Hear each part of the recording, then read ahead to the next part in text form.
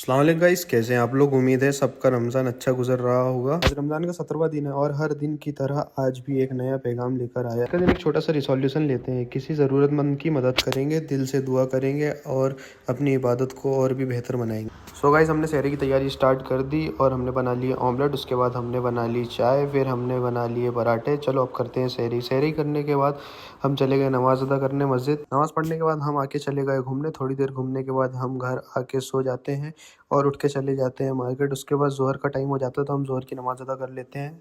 ज़ोहर की नमाज़ पढ़ के हम पढ़ लेते हैं हदीस। एक हदीस का मफ़हूम है, आप सल्लल्लाहु अलैहि वसल्लम ने फरमाया, अगर किसी को माफ़ करने से तुम्हारी इज़्ज़त घटे तो क़यामत के दिन मुझसे ले लेना।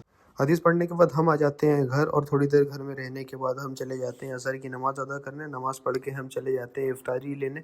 इफ्तारी लेके हम चले जाते हैं घर। घर में आने के बाद इफ्तारी बनाने में थोड़ी हेल्प करने लगते हैं और हम चले जाते हैं फिर इफ्तारी बांटने। फिर इफ्तार का टाइम हो जाता है तो हम दुआ मांग के इफ्तारी कर लेते हैं और मस्जिद में नमाज़ अदा करने के बाद हम चले जाते हैं घर और थोड़ी देर आराम करने के बाद ईशा का और तरावी का टाइम हो जाता है तो हम चले जाते हैं मस्जिद नमाज़ अदा करने।